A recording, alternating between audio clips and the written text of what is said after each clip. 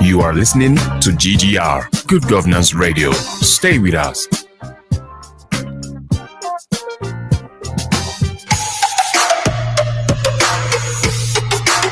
Good Governance Radio.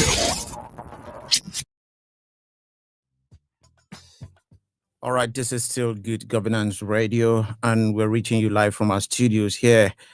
We're still on the newspaper review segment. Of course, we are stepping a little bit forward to the review, and of course, the analysis of some of the stories that we read for you on the pages of our newspaper. Yes, yesterday was an historic day, so to say, for the people of Borno State. For so many reasons, the president actually made a surprise visit, I must say, to the war-ravaged state. And of course, there has been so many reactions. Let me quickly take details of these stories before we take, before we go into the analysis of what that visit really means to Nigerians, both the neutrals and, of course, the stakeholders when it's come to the Nigerian polity.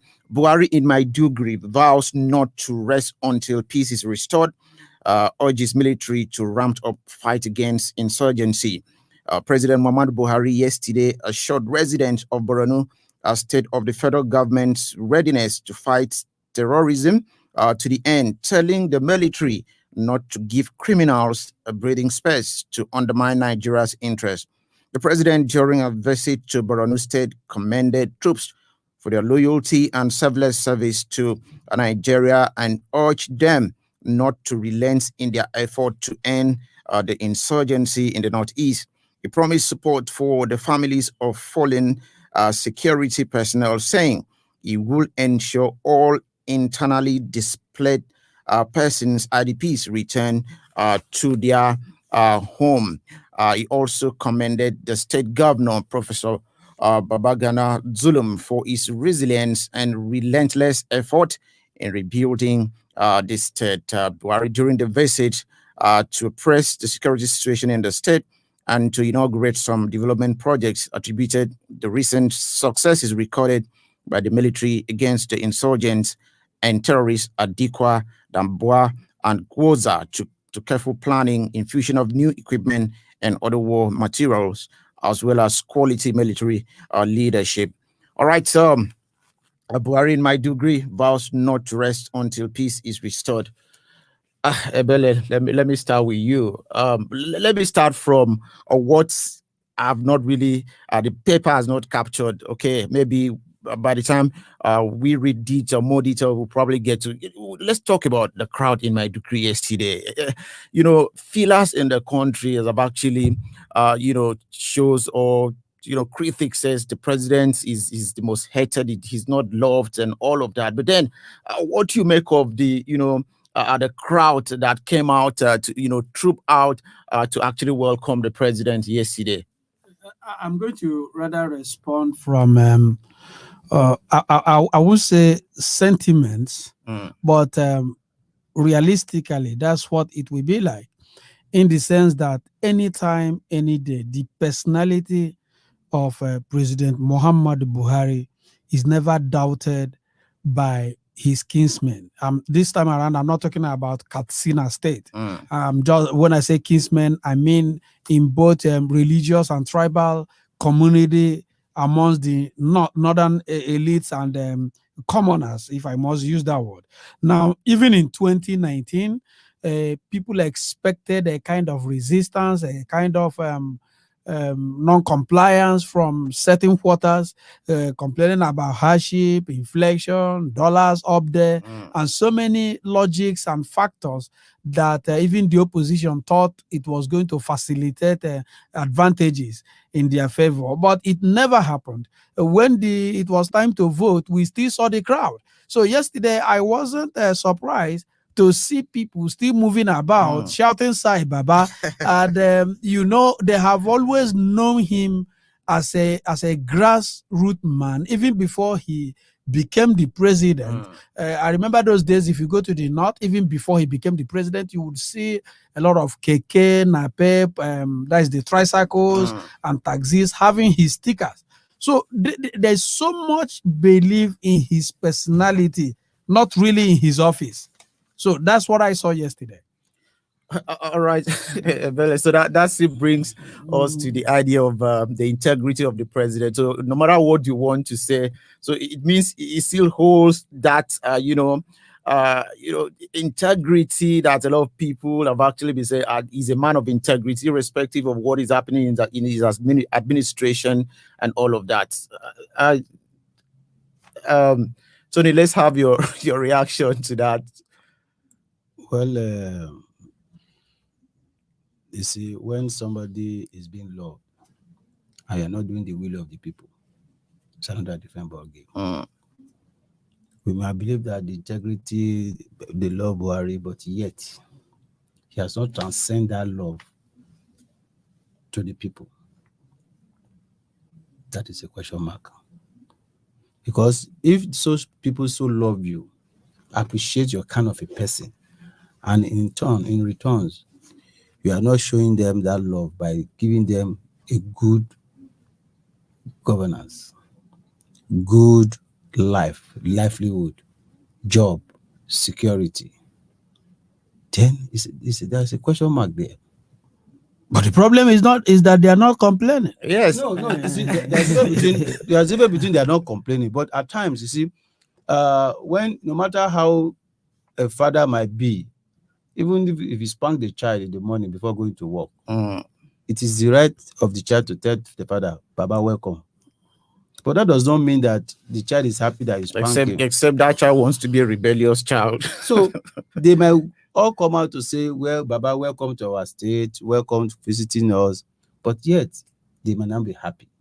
But again, you might find out that another thing there is that the governor is doing well in that state. So the support might also be for the governor that has been doing well, that have done well. A lot of project was commissioned. So vice versa, I believe they love him, but is he living to that expectation of the loves? Is he expressing it to them? So that is another question that we have to look at. So it depends on the angle at which you are looking at that expression. So that's like I said, yes, it might be love, but in the situation we are in the country now, is there anything to show for it? Even the Maiduguri went to, yes, he was trying to give us his biological lineage. He said his mother is partially Hausa and Kanuri, and his father is a pure 100% Fulani. So he has to be love also. For saying that, there's a lot of things that goes around of his visit. Okay, but let me see. When he went to Lagos, you can still see the crowd that welcome him. So is this at times this is party affairs, party relationship? Well, Ebele, you might see want to add one or two things to that particular visit. Yes, I think in 1986 or thereabout, the president served in Borno State as a military administrator before he was, called upon by President Obasanjo then to head the Ministry of Petroleum. Right there. So he's an homegrown person, right there. But then let's look at the realities. This is town critics of this administration.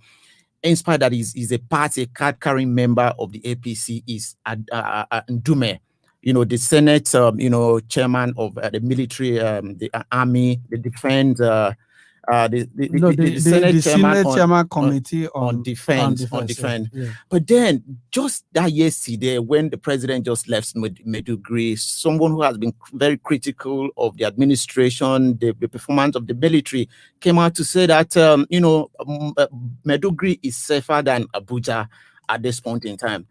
So what do you make of the effort of the military in actually tackling the insurgency in the Northeast, and particularly in Maiduguri? For someone who once said that he has never seen a brand new AK-47 with the Nigerian military in the front line, coming back to probably retract that statement, saying that Maiduguri at this point is safer than Abuja. The statement of Ndume was a statement of what I call inequality.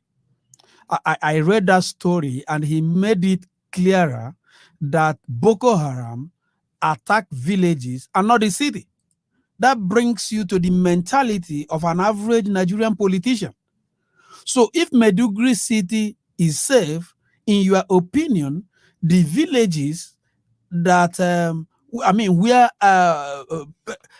Boko Haram has wiped off families and communities and occupied the villages, to you, it means nothing. Because when you get to Maiduguri, you probably lodge in the best hotel, or you have your house in the best area of Maiduguri, possibly the GRA, and you can come out and tell us that Maiduguri is safer because the poor ones and the vulnerables, they are dying in the villages.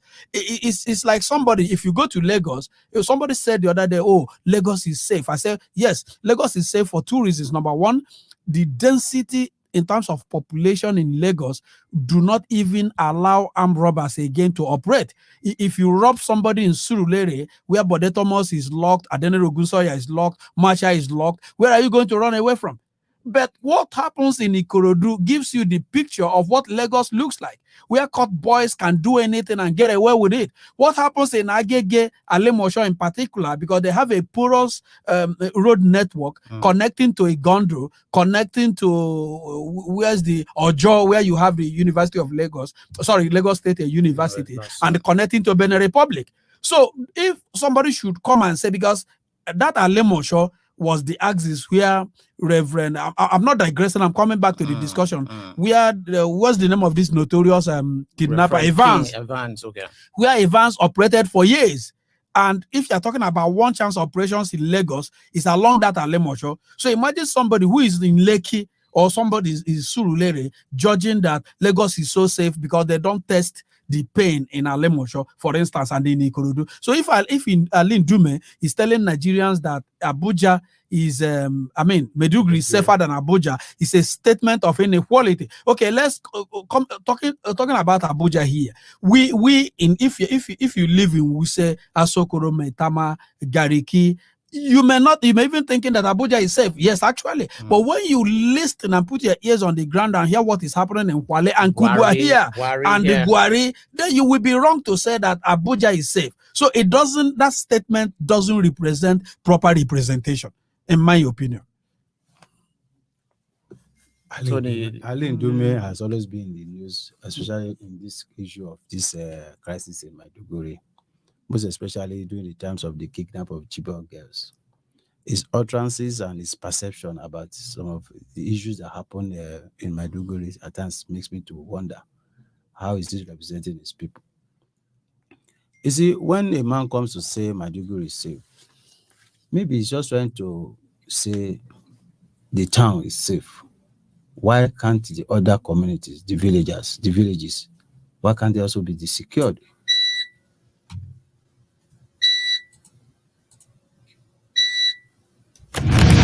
Systems are offline. This is the Good Governance Radio. GGR.